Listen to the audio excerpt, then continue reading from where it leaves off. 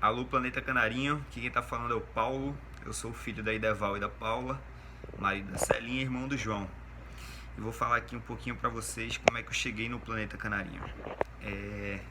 Minha história no futebol começa por eu ser um recifense pernambucano. Para quem não sabe, Pernambuco é um dos estados onde o bairrismo mais impera no país.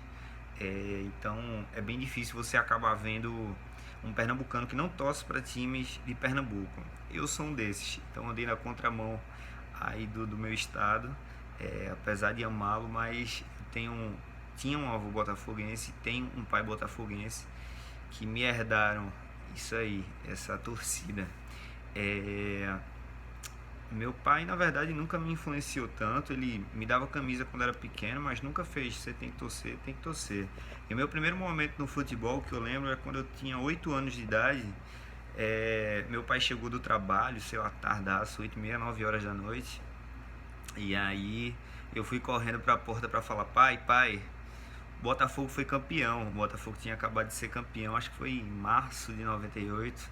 Botafogo e São Paulo no Morumbi. Botafogo foi campeão do Rio São Paulo. Minha segunda lembrança é engraçada. Na verdade, eu não me relembrava muito dela. Minha família que me conta até hoje, a gente ri disso. Por incrível que pareça, eu sempre fui um cara apaixonado pela seleção brasileira, pelos esportes, por torcer. Mas a minha primeira história aí de Copa do Mundo foi na Copa do Mundo de 98, que, por incrível que pareça, eu torci contra a seleção brasileira. Sério, torceu contra, torci. Já nasci aí um pouquinho do meu amor por, além de clubes, além de seleção, um pouquinho por jogadores também. Eu era muito fã do Romário. Pra mim, o baixinho era foda. Foda, foda e não tem jeito. Então, quando ele acabou sendo cortado da Copa de 98, eu fiquei transtornado. Entendeu? 8 anos, mas xingava todo mundo. Não vou torcer pela seleção nem nada. Lembro que a gente reuniu a família para ver a final da Copa do Mundo de 98 e todo mundo tava de camisa do Brasil vestido e eu torcendo pela França.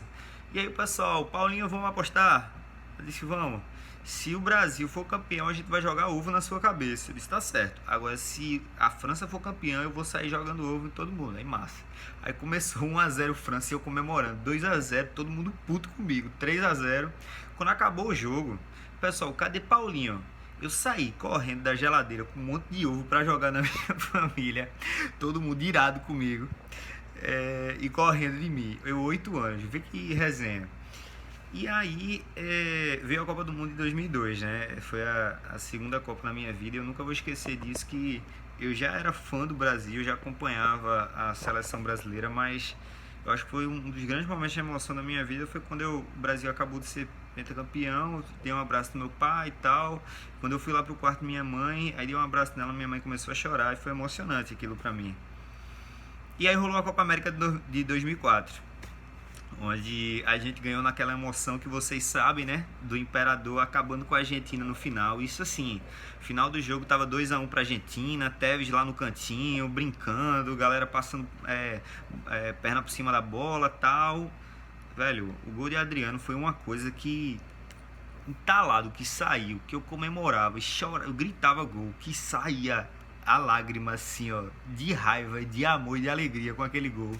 Chorei muito nesse, eu acho que foi um dos jogos que eu mais chorei na minha vida, foi esse Brasil e Argentina de 2004. E aí tem algumas coisinhas também de clube, porque eu como pernambucano, eu sempre quis muito que os times daqui tivessem assim na Série A, porque eu queria ver o Botafogo jogar. Então, Náutico e Sport Santa Cruz estar na Série A era bom pra mim, que eu iria ver mais jogos. Mas na minha infância eu acompanhei muito o Náutico, eu era torcedor do Náutico na minha infância. E eu tava na Batalha dos Aflitos de 2005, tava na Batalha dos Aflitos 2 de 2006. Então é bem engraçado. Até hoje meus amigos falam como é que eu participei de tudo isso e não sou. Mas aí acabou que meio começou a rivalidade pesar com o Botafogo, que aí não tinha nada a ver, eu não concordei e me afastei, mas ainda torço para todos os pernambucanos estarem bem. E aí, nessa fase aí 2005, 2006, onde no final da adolescência você vai começando a se entender no mundo do futebol, além de descobrir que eu era um fissurado em futebol, eu amava jogar futebol. Até meus 17 anos eu queria ser jogador de futebol. eu se criava em mim uma outra paixão, que era o torcer. Eu lembro que eu como botafoguense, eu estudava em um colégio que se chamava Damas. Então eu criei até um grito na época que era "E ninguém cala esse nosso amor, e é por isso que eu canto assim, do Damas eu sou". Então todo jogo que o Damas jogava, vôlei, futebol e tal, eu juntava a galera pra gente ir torcer, levava tabaco e tal, enfim. E aí rolou a Copa 2010. Copa 2010 eu juntei uma galerona, a gente bebida pra caramba, organizei telão, casa de uns amigos e tal. O Brasil perdeu aquele chororô. E cada vez mais nessas frustrações aí, 2006, 2010, ia se aumentando mais a minha vontade de ver a seleção vencer, a vontade de gritar o Hexa. E veio 2014, a tão sonhada Copa aqui no Brasil que todo mundo fala até hoje. E eu não estava no Brasil. Eu estava fazendo um intercâmbio na Irlanda e eu não estive presente na Copa daqui do Brasil. Eu vivi uma experiência meio contrária ao que foi vivido aqui, que foi assim, um amor incondicional pela seleção brasileira, querendo estar no país, mas não estando. E foi muito bacana. 7-1 não foi bacana, né? Eu estava em Barcelona, acompanhado de acho que uns 100 torcedores. Dos 100 torcedores, 90% era brasileiro, tinha uns 10 alemães lá e grito gigante, 1-0 Alemanha, 2-0 Alemanha, e eu puxando o grito, oso, de virada é mais gostoso. Eu sempre tive muito isso de brincar, né, óbvio, mas de puxar a torcida, entendeu? Os jogos do Botafogo, eu sempre fui muito de acompanhar aqui pelo Nordeste inteiro. Fui pra Paraíba, pra Alagoas, pra Bahia, pro Rio, obviamente, também aqui em Pernambuco. Então a gente sempre puxava e eu sempre fui muito de puxar grito. Eu sempre tive dois lados. Eu sempre analisei muito futebol, eu sempre gostei muito de futebol, de acompanhar, de tentar entender. E gosto muito da paixão que o futebol mexe com a gente, do torcer. E aí, após Copa 2014, voltei um pouquinho para a parte do clube, que foi o Botafogo. Deu alguma alegria na vida. Eu acho que foi a maior alegria do Botafoguense nos meus... Eu tenho 30 anos hoje, então a maior alegria do Botafoguense foi a Libertadores de 2017, porque de título da minha geração, assim, 95 eu era muito pequeno, teve Rio São Paulo 98 depois, só estadual. A Libertadores de 2017, o Botafogo entrou com um time pífio, mas conseguiu fazer uma campanha muito honrosa, muito gloriosa. A gente acabou perdendo só de 1-0 para o Grêmio na segunda partida. O primeiro jogo no Rio foi 0-0, perdeu o segundo no Olímpico. Eu fui para 2 jogos na Libertadores lá no Rio de Janeiro, e o estádio pulsando. O clima de Libertadores é outra coisa, outro mundo. E aí a gente volta para a seleção brasileira. E eu sempre tive muito isso na minha vida. Porra, velho, a gente vive num país do futebol, o único país pentacampeão do mundo. A gente vive no país do carnaval, um dos povos mais animados do mundo, e a gente não tem uma torcida da seleção brasileira. Vida que segue. A seleção brasileira foi montando o Tite, e eu naquela gana, naquela paixão, vai dar certo, vai dar certo. 2018 vai, o Brasil chegou lindo, um dos favoritos, por incrível que pareça. 2014 a gente foi eliminado por um 7-1, 2015 eliminado nas quartas de finais contra o Paraguai, 2016 na Copa América contra o Paraguai eliminado, 2016 na fase de grupos a gente foi eliminado. E aí a gente chega numa Copa do Mundo de 2018 favoritos. Então esse é o tamanho da seleção brasileira. Tite conseguiu fazer isso. E a gente chegou muito bem na Copa. Assim, a Copa do Mundo de 2018 para mim é um dos episódios mais tristes do futebol na minha vida. Porque eu acho que o que falam, quem viveu aquela época, aquela geração de 1982, para mim é o sentimento que eu tenho. Acredito que seja o sentimento que eu tenho em 2018, porque 2018 para mim a Copa era nossa. A gente tinha time para isso, a gente tinha elenco para isso. E aí a gente acabou sendo eliminado em uma infelicidade de um gol contra. Também uma infelicidade para mim de Fernandinho, que poderia ter matado um lance e não matou. E o resto do jogo foi só pressão da seleção brasileira, onde por um detalhe... E paralelamente a um goleiro que teve talvez a maior partida de sua carreira pela seleção da Bélgica, conseguiu fechar o gol ali, e o empate ou a virada não saía. Mas em 2018, mesmo eu de longe, acompanhei aqui com meus amigos, mas conheci o movimento verde e amarelo. Por sinal, é com ele que eu tô aqui. E mais um capítulo da minha história como torcedor, mais um capítulo da minha história do futebol, foi feito. O Movimento Verde e Amarelo é um projeto e um movimento que se encaixa exatamente com tudo que eu penso e quis para minha vida, mudar a cultura e a forma de torcer do povo brasileiro, o apoio incondicional aos atletas, um movimento ir para tipo um jogo paralímpico e a gente faz uma festa e consegue que o time, influenciar o time é uma vitória. A diferença, como a gente fez em 2016 nas Olimpíadas, como temos depoimentos de diversos atletas falando também um pouco sobre isso.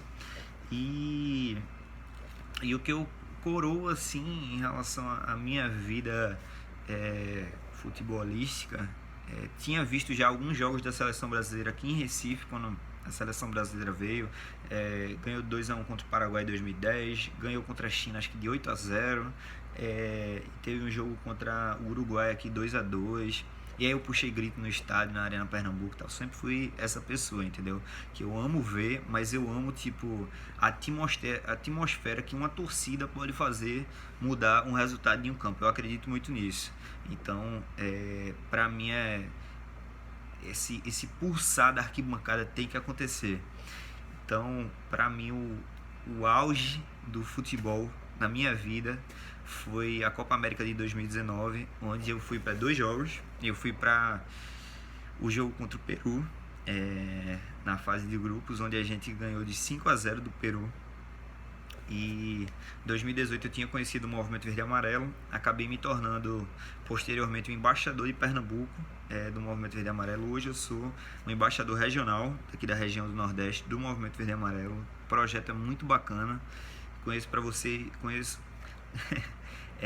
para vocês conhecerem em outro momento, porque vale muito a pena. A gente tem vários projetos sociais no movimento. Essa energia que o movimento tem em impulsionar os atletas, impulsionar um jogo, as partidas, é muito bacana, e é exatamente o que eu acredito. E 2019 foi muito disso. O movimento esteve presente em tudo da seleção brasileira. Inclusive, faço convite para quem não viu, tem até uma série na Amazon falando da conquista da Copa América 2019, e fala muito sobre o Movimento Verde e Amarelo. E eu estive na final, que para mim é o maior momento da minha vida do futebol, onde eu fui para o maior templo do futebol que existe, que é o Maracanã, e vi o Brasil ser campeão da Copa América lá em 2019. Então, eu vi como é uma sinergia absurda você estar em um estádio torcendo pela sua seleção, movendo o país. A seleção é o único momento onde a gente acaba fazendo com que um país inteiro torça para um time só. Então, a união e a energia que se existe, ou que se deve existir, quando está acontecendo jogos de seleção brasileira, tem que parar mesmo. E eu sou um cara que eu paro tudo para fazer isso. Então, Copa América 2019 foi o auge. Sempre compartilhei muito esses momentos, sempre gostei muito de analisar números, sempre gostei muito de ver futebol, de perder tempo com futebol, de ver jornalismo esportivo. Então, motivado por vários amigos meus, assim como o Lori também teve isso. Muitos amigos sempre me estimularam para eu começar a fazer isso que eu gosto, e eu decidi colocar esse projeto para frente do Planeta Canarinho, junto com a Lori, que eu conheci na Copa 2018, apesar de não ter conhecido ela lá na época. A gente se conheceu ao vivo lá nas 2 oportunidades na Copa 2019. Lori é uma parceiraça que a gente se bate muito com as ideias, assim como ela. Para mim, o jogo contra a Bélgica é o maior trauma da minha vida, porque não existe o que aconteceu Brasil e Bélgica. Dava para ter sido ali tranquilamente uns 5-2 pro Brasil, assim. Mas é isso, queridos. Muito prazer. Acabei falando, queria ter falado bem menos. Eu tinha me prometido que eu ia falar metade do que Lori falou. Acabei que eu falei 50% a mais. Estou chegando a 15 minutos de vídeo. E é isso. Um cheiro. Espero que vocês gostem do canal. A gente vai fazer tudo com muito amor e carinho. A gente gosta muito de futebol. A gente gosta muito de analisar as partidas. Através de números, através de tática, através de desempenho e através de ver o jogo com os olhos de torcedores emocionados, mas apaixonados pela seleção e por futebol. Amo vocês e bem-vindos ao Planeta Canarinho.